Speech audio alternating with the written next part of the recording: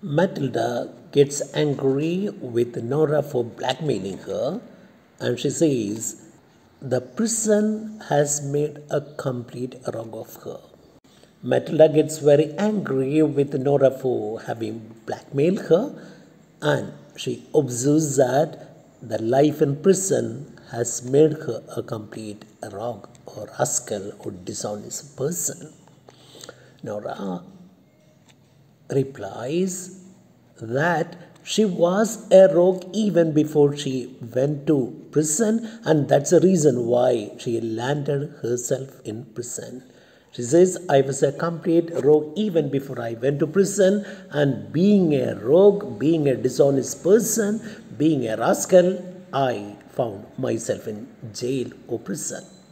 Matilda, you're not in the least ashamed of yourself, are you? Matilda can't control her anger. She's asking Nora how she can speak in that tone. She's asking her whether she's not ashamed of herself. The Nora says, why should I feel ashamed? That is my business, that is my life, that's what I do, that's what I did. Matilda, oh no, I can't say that. I can't agree with you when you say it's your business. That is going to be my business as well. So Matilda is trying to tell Nora that even she has to do something about it. Nora, oh, you're going to do something about me in your new role of headmistress? You're going to be the headmistress, and will you do something about me?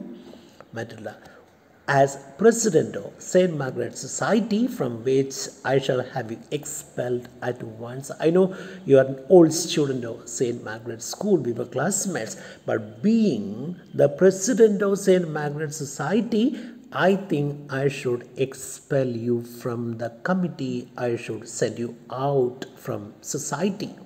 Nora, if criminals had been allowed to write letters, I would have sent you my resignation already. Nora retorts by saying that if she had been allowed the freedom to write letters, by now she would have submitted her resignation, or she would have resigned from the society. John, oh no, you wouldn't resign. You wouldn't. Otherwise, you wouldn't have. There's so much to join us tonight. So John doesn't believe what Nora is saying. John is telling Nora, oh no, you wouldn't resign on your own. If you wanted to resign, why did you come and put our life in trouble now?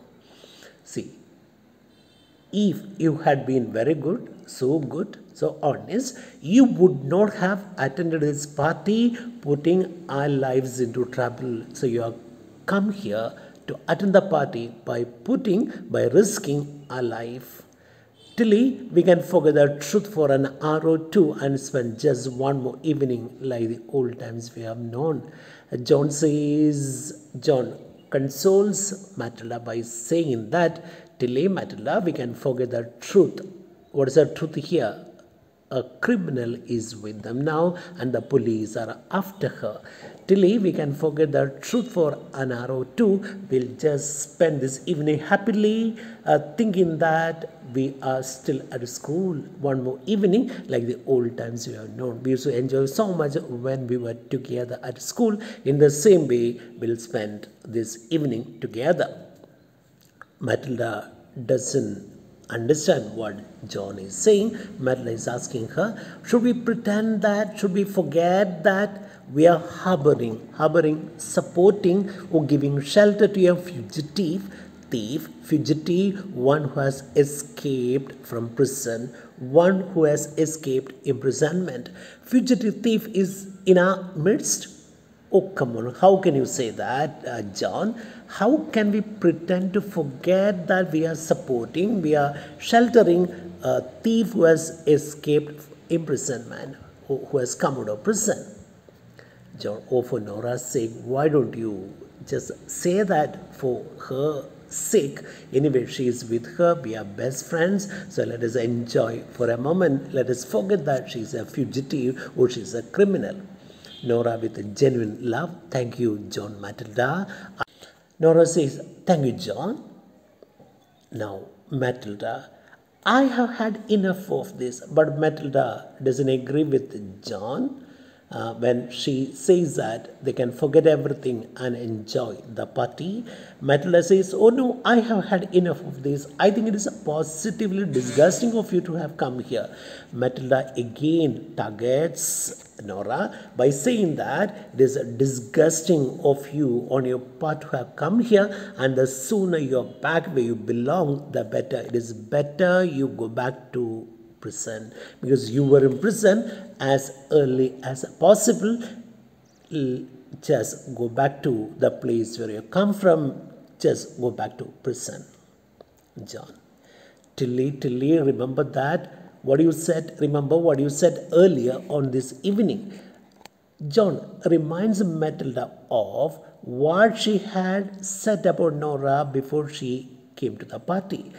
In fact, Matilda had supported Nora. Matilda had asked John to be very, very good to Nora, but she has forgotten. She is very rude to Matilda, is being very rude to Nora. So John is reminding her words about Nora.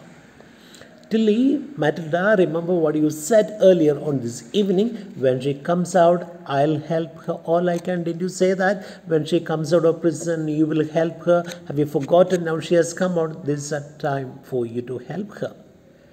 Matilda said, "Oh no, don't be foolish, absurd. John, no, I didn't say those things. It is absurd." John, "Well, that's what you told me. Come on, you yourself told me that when Nora comes out of prison, you will help her. Have you forgotten all those things?" Matilda, "Oh, what was that you said? What do you say? Something about laughing Nora, now she's a criminal." Now Matilda reminds John of her words about Nora. John had said earlier that she was a criminal, Nora was a criminal, and she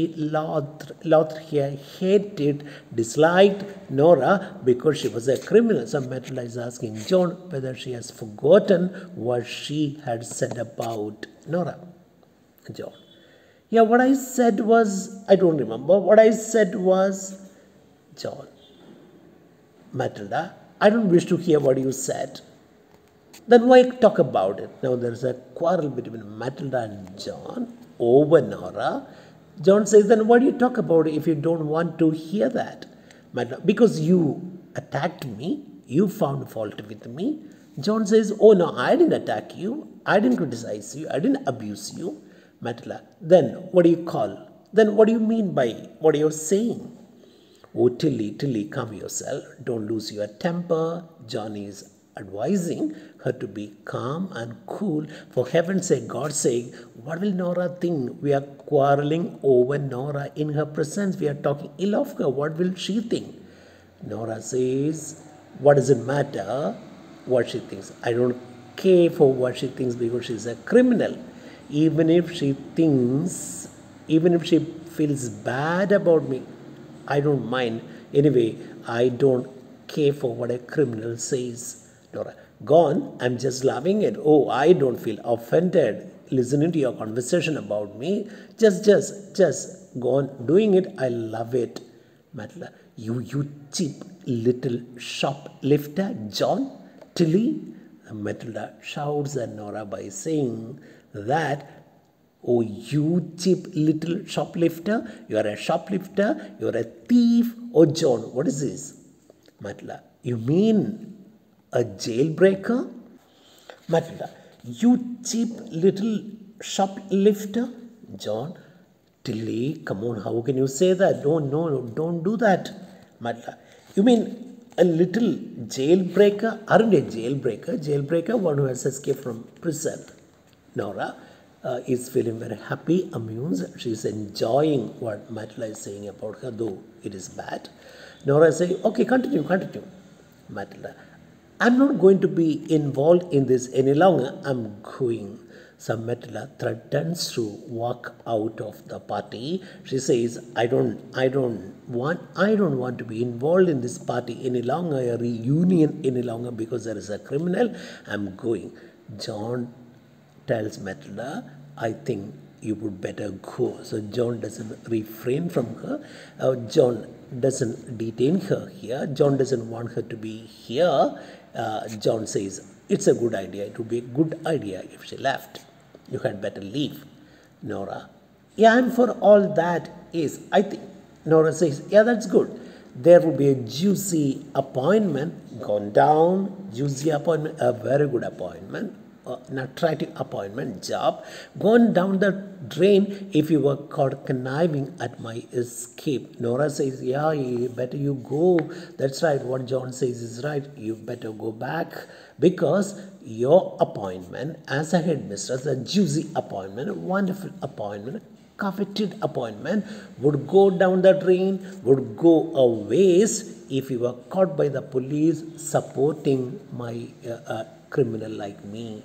So I know your appointment would get cancelled if you were caught by the police conniving, supporting, conspiring, supporting my escape. So if we are caught here, if I am caught in your house by the police would file a case against you for conniving my escape. So better you go out. Naturally, you're going. What would the governors of the old school have to say? Naturally, you're going. Now, what would the governors of the old school say? Now, what would they say if you are caught? Matilda, if you came here to trap us, at least I refuse to be trapped. Then Matilda tells Nora, if you have come to the party just to get us into trouble, to get us trapped, caught by the police, I refuse to be trapped, I'll go back home.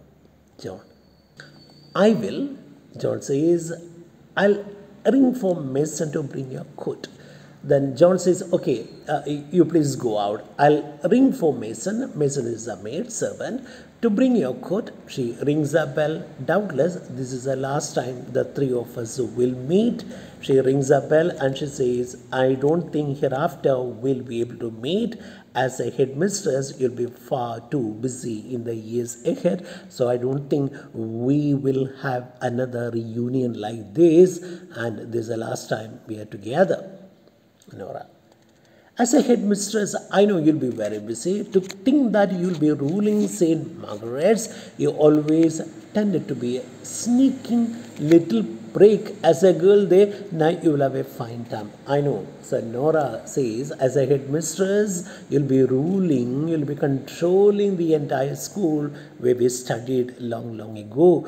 And even when you were a student, you always tended to be a sneaking, secret, hiding little prick.